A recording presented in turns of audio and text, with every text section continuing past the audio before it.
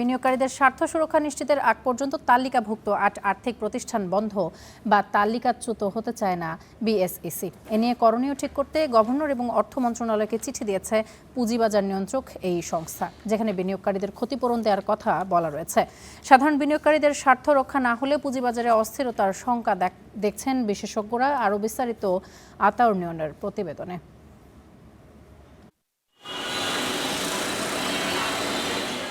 হাসিনা সরকারের সময় ব্যাংকের মতো নন ব্যাংকিং আর্থিক প্রতিষ্ঠান বা এনবিএফআইগুলোতেও হয়েছে লুটপাট। পিকে হালদার একাই ধসিয়ে দিয়েছে অন্তত 4টি প্রতিষ্ঠান। দুর্বল হয়ে পড়ায় মোট 9টি এনবিএফআই বন্ধের প্রক্রিয়া শুরু করেছে বাংলাদেশ ব্যাংক। অনিয়ম ও খেলাপি ঋণের কারণে সম্পদের থেকে দায় বেশি হওয়ায় ইতোমধ্যে একীভূত 5 ব্যাংকের মতো এসব প্রতিষ্ঠানের শেয়ার মূল্য শূন্য ঘোষণা করা হয়েছে। পুঁজিবাজারে তালিকাভুক্ত এসব প্রতিষ্ঠানে রয়েছে লাখ লাখ বিনিয়োগকারী, তাই বন্ধের সিদ্ধান্তে বাজারে নেতিবাচক প্রভাব পড়ার আশঙ্কা রয়েছে।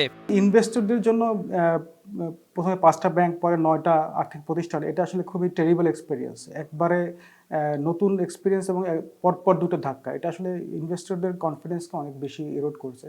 বিশেষ করে অনেক লার্জ ইনস্টিটিউশনের পোর্টফোলিওতে এই শেয়ারগুলো আছে, তো তাদের তো যদি অল অফ এ সাডেন জিনিসটা জিরো হয়ে যায় তাহলে তো পোর্টফোলিওতে বিশাল লস হবে। সাধারণ বিনিয়োগকারীদের স্বার্থ রক্ষায় গভর্নর ও অর্থ মন্ত্রণালয়কে চিঠি দিয়েছে Bangladesh securities and exchange commission BSEC.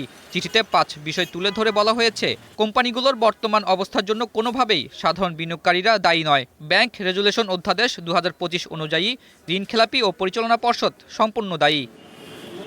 শরিয়া ভিত্তিক 5 ব্যাংকের পর 9 আর্থিক প্রতিষ্ঠানে শেয়ার মূল্য শূন্য ঘোষণা করায় স্বল্প ও দীর্ঘমেয়াদে নেতিবাচক প্রভাব পড়েছে দেশের পুঁজিবাজারে। এই পদক্ষেপের ফলে অনেক বিনিয়োগকারীর বিনিয়োগ এখন প্রায় বিলুপ্তির পথে।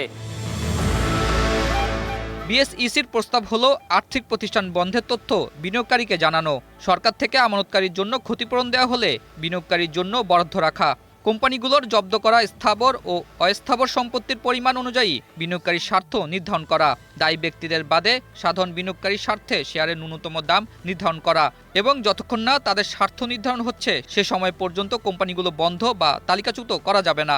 যদিও ন্যাব নেগেটিভ, তারা হয়তো শূন্য তাদের পাওনা, মানে থিওরিটিক্যালি। প্র্যাকটিক্যালি এদেশে হয়তো ওরা তো আর জানে না, ওরা বলতেছে যে স্যার এটা তো গত বছর লাভে দেখাছে, তো ন্যাব এখন নেগেটিভ হলো কেন? সেটা একটা কথা আছে, অডিটর মিলিয়ে ওরা মিলিয়ে সবাই মিলিয়ে আমাদের অডিটিং স্ট্যান্ডার্ড তো ভালো না, তো ওই ক্ষেত্রে সরকার কিছু কম্পেনসেট করতে পারে, ইচ্ছা করলে কত টাকা লাগে একটা এক্সারসাইজ করতে হবে। সাময়িকভাবে সংকট তৈরি হলেও দুর্বল ও খেলাপি ঋণে জর্জরিত থাকা প্রতিষ্ঠান বন্ধের ধাক্কা কাটিয়ে দেশের অর্থনীতি ও পুঁজিবাজার শক্তিশালী হওয়ার আশা অর্থনীতিবিদদের। আতাউর নিয়ন, স্টার নিউজ, ঢাকা।